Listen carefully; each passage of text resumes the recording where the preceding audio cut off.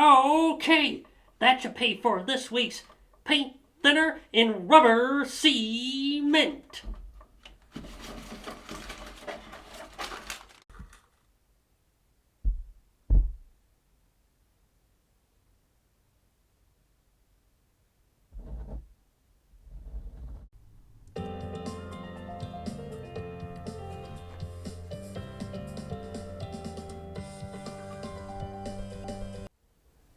In 1674, Abigail Georgina Jenkins was born on the Shaman Peninsula, downtown Boston, into the prominent Jenkins family. The Jenkins were one of the most wealthy families in Boston and were able to buy allotments in the least developed parts of the town. One of those areas was the Rumney Marsh, or known by the Nomkeeg tribe in the Wampanoag language, Sonkhonkett. Abigail's father made the decision in 1684 to relocate the family to the Rumney Marsh to be closer to the farms that he owned. In 1690, an epidemic of smallpox scoured New England. Towns throughout the North Shore sent their ill down to the marshes of the South Shore to end their tragic lives. This expulsion of the sick trafficked its way through Boston and spread the epidemic thricefold into the town. Angry Bostonians rose up and demanded that the rural lands of the Rumney Marsh should be a stopping line for the North Shore. Till the epidemic ends, Sonkhonkett should exist only as a quarantine land. Legislation was passed, and Sonkhankett's fate was indeed quarantine. By spring of 1691, all of the Sonking residents were infected with smallpox. It was Sonkhonkett against the rest of the world. Trade and interaction from outside the community came to a halt, besides for intaking more ill folk. Trust and respect outside of the marsh was abandoned and replaced with resentment, spite, and suspicion. On every road throughout the marsh you would see throbbing, pus-filled sores, the hawking of mucus, and cries of despair. Being infected was the norm. The non-infected were the traitorous out-of-towners.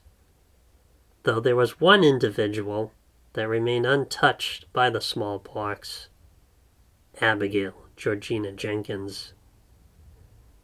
She delivered food and ailments to the residents, but the resentment of her healthy state grew and grew in Sonkhonkett. One day the anger and hate reached a boiling point. How dare she be different from everyone else? This difference must only mean that she is a witch. So with scorn and ridicule, Abigail Georgina Jenkins had her feelings slit up like a hog, and she ran off into the wildest part of Sonkhonkett, the Missourakoloma marsh.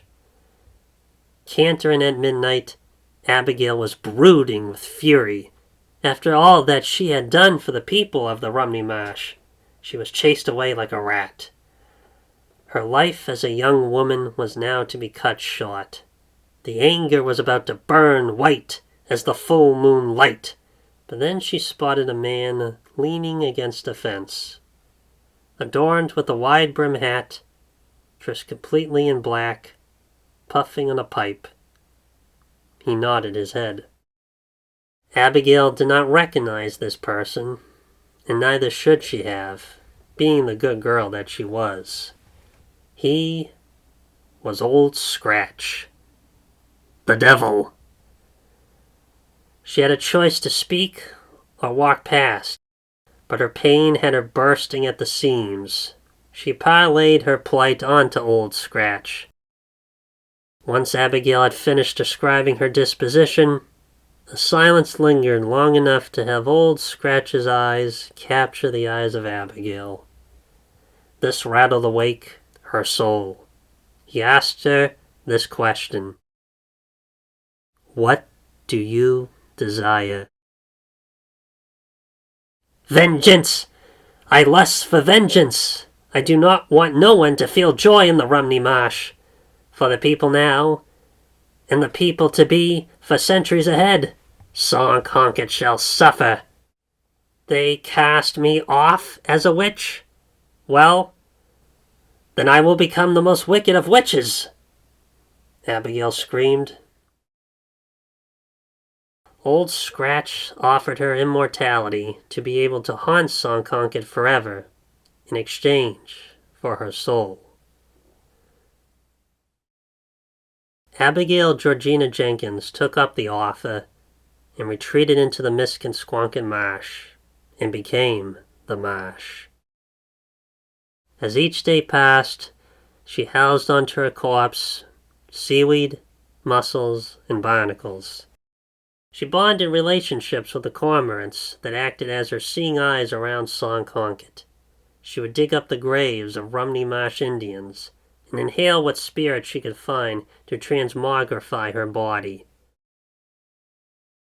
9 sagging teats she would present to the political class of Sonkhonkett. She would seduce mayors, but not in a carnal manner. She, like the fog that would envelop Sonkhonkett, would rein in these men and spot and identify their insecurities. For all these men needed a motherly figure. Her words lulled their guarded nature renderless. Once in her embrace, their mouths would suckle on a teat, and the ominous potion seagull excrement would touch the lips.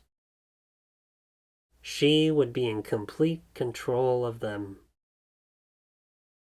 As a result, poor-sitting planning was executed for years, which explains why the 2-mile stretch of Sonkhonkett Boulevard has 7 roundabouts. Recently deceased rapper, the 617 Rage, had dedicated his life educating Sonkhonkett on the dangers of this spirit, as well as hunting and stopping the wrath of the Sonky Marsh Witch. Rumor has it he was snatched up by the witch herself. On foggy evenings, it is said that the cold bite of the fog is the